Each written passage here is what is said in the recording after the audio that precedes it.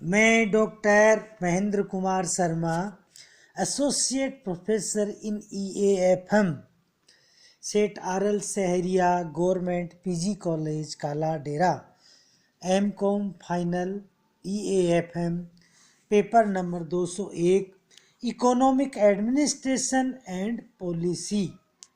प्रिय विद्यार्थियों, आज मैं आपको वित्त आयोगों के माध्यम से कर राजस्व का अंतरण कि केंद्र और राज्यों के मध्य जो वित्त संबंध होते हैं, सेंट्रल स्टेट फाइनेंस रिलेशन में जो विभिन्न वित्त आयोगों का गठन किया गया या वित्त आयोगों की नियुक्ति की जाती है, तो वित्त आयोगों के माध्यम से कर राजस्व का अंतरण किस प्रकार से किया जाता है। केंद्र और राज्यों के मध्य वित्त संबंधों का निपटारा करने के लिए केंद्रीय सरकार वित्त आयोग का गठन करती है और वित्त आयोग इनके रेवेन्यू का या राजस्व का बंटवारा और अंतरण करने के लिए समय समय पर अपनी रिपोर्ट प्रस्तुत करती है और उस रिपोर्ट के आधार पर केंद्र और राज्यों के मध्य राजस्व का बंटवारा होता है। Transfer of tax revenues through the finance commissions. विभाज्य करों और शुल्कों के केंद्र और राज्यों के बीच विभाजन से पहले ये तय करना जरूरी है कि विभाज्य राशि क्या हो और इन करों और शुल्कों के विभाजन का आधार क्या हो। भारतीय संविधान में ये तथ्य स्वीकार किया गया है कि सरकारों की बदलती हुई जरूरतों और परिस्थितियों के कारण केंद्र और राज्यों के बीच साधनों के विभाजन के आधार में समय समय पर परिवर्तन की आवश्यकता होगी। अतः संविधान में केंद्र और राज्यों के बीच साधनों के विभाजन के लिए कोई निश्चित सिद्धांत अथवा नियम निर्धारित नहीं किए गए। इसके बजाय संविधान में व्यवस्था की गई है कि हर 5वें वर्ष या उससे पहले इन मुद्दों पर विचार करने के लिए एक वित्त आयोग की नियुक्ति की जानी चाहिए। वित्त आयोग की नियुक्ति संविधान की धारा 280 के अंतर्गत की जाती है। वित्त आयोग मुख्य रूप से 2 बातों में अपनी सिफारिश देता है। पहली बात है, फर्स्ट, इन सिद्धांतों का प्रतिपादन करना, उन सिद्धांतों का प्रतिपादन करना जिनके आधार पर केंद्र और राज्यों के विभाजन या विभाज्य करों का बंटवारा हो। इस तरह वित्त आयोग सिफारिश करता है कि विभाज्य करों से प्राप्ति में केंद्रीय और राज्य सरकारों का भाग कितना कितना होगा। दूसरा, उन सिद्धांतों के बारे में सिफारिश करना जिनके आधार पर केंद्रीय सरकार राज्यों को अनुदान देगी। वित्त आयोग अनुदान की राशि के बारे में अपनी सिफारिश करता है। अतः केंद्र सरकार जब वित्त आयोग का गठन करता है तो वित्त आयोग इन 2 बातों पर प्रमुख रूप से ध्यान देता है, जो मैंने आपको बताया गया कि इन दोनों बातों के आधार पर वो अपनी सिफारिश और अपनी रिपोर्ट केंद्र सरकार को प्रस्तुत करता है। इसके आगे कर साधनों का विभाजन, कि क्योंकि रेवेन्यू प्राप्त और राजस्व प्राप्त करने का मुख्य स्रोत कर है, केंद्र सरकार हो या राज्य सरकार, उनका राजस्व को प्राप्त करने का मुख्य स्रोत कर कहलाता है। तो कर साधनों का विभाजन राज्य और केंद्र सरकार के मध्य किस प्रकार से किया जाए। पहले 9 वित्त आयोगों की सिफारिशों पर मुख्य कर जिनका विभाजन केंद्र और राज्यों के बीच हुआ है, आयकर और केंद्रीय उत्पादन शुल्क है। यद्यपि वित्त आयोग कुछ अन्य विभाज्य करों के बारे में भी अपने सिफारिशें पेश करता रहा है। 10वें वित्त आयोग ने आयकर और केंद्रीय उत्पादन शुल्क से प्राप्तियों को केंद्र और राज्यों के बीच विभाजन की सिफारिश तो की, लेकिन साथ साथ ये भी सिफारिश की है कि केंद्र की कुल प्राप्तियों का केंद्र और राज्यों के बीच विभाजन होना चाहिए। तो पहला है आयकर। विभिन्न राज्यों का आयकर में भाग निर्धारित करने के लिए विभिन्न वित्त आयोगों ने अलग अलग आधारों की सिफारिश की थी।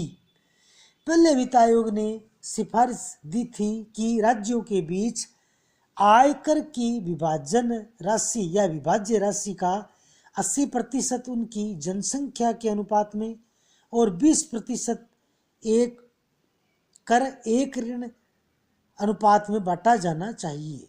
दूसरे वित्त आयोग ने राज्यों के बीच आयकर विभाज्य राशि का 90% उनकी जनसंख्या के अनुपात में और 10% कर एकत्रण के अनुपात में बांटने की सिफारिश दी थी।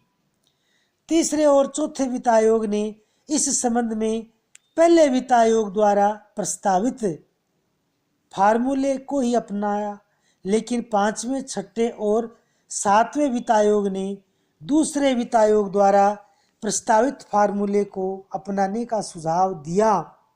आठवें वित्त आयोग ने आयकर की विभाज्य राशि का 10% राज्यों को कर एकत्रण के आधार पर प्रदान किया और बाकी के 90% के विभाजन के लिए केवल जनसंख्या को आधार न लेकर 3 आधार लिए: जनसंख्या का आधार, दूरी का आधार तथा आय विलोम का आधार। आय समायोजित कुल जनसंख्या आधार भी कहा जाता है। 9वें वित्त आयोग ने कर एकत्रण के आधार पर राज्यों को 10%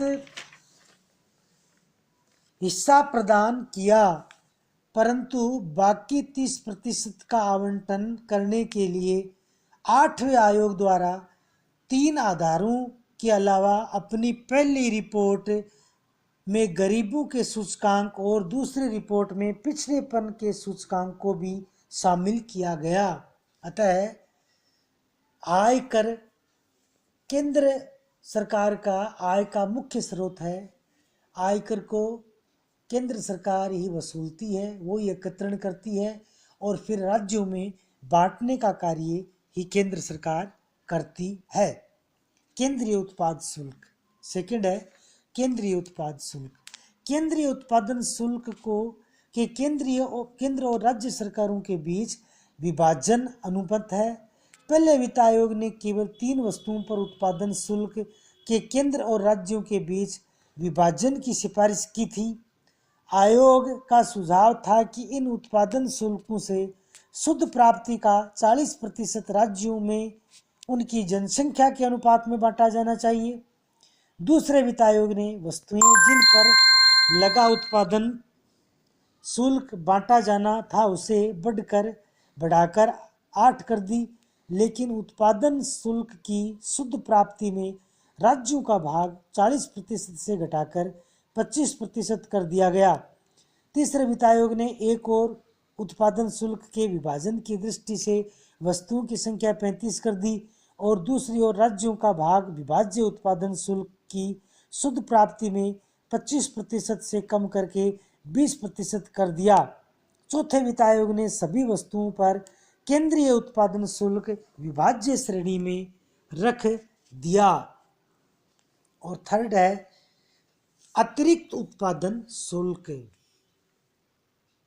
ये शुल्क 1956 में राष्ट्रीय विकास परिषद में हुए एक समझौते की पालना में केंद्रीय सरकार द्वारा लगाए जाते हैं। समझौता ये था कि मिलों में अपने कपड़े, तंबाकू और चीनी पर राज्यों द्वारा लगाए जाने वाले बिक्री कर का स्थान केंद्रीय उत्पादन शुल्क पर एक अधिशुल्क कर का स्थान केंद्रीय उत्पादन शुल्क पर एक अधिशुल्क लेगा और इस प्रकार प्राप्त राजस्व में से राज्यों को उसकी राशि अवश्य दी जाएगी जो बिक्री कर से मिल रही है। इस स्रोतों से अतिरिक्त राजस्व प्राप्त होने पर उसका राज्यों के बीच वितरण किया जाएगा और इस संबंध में सबसे पहले दूसरे वित्त आयोग में विचार किया गया।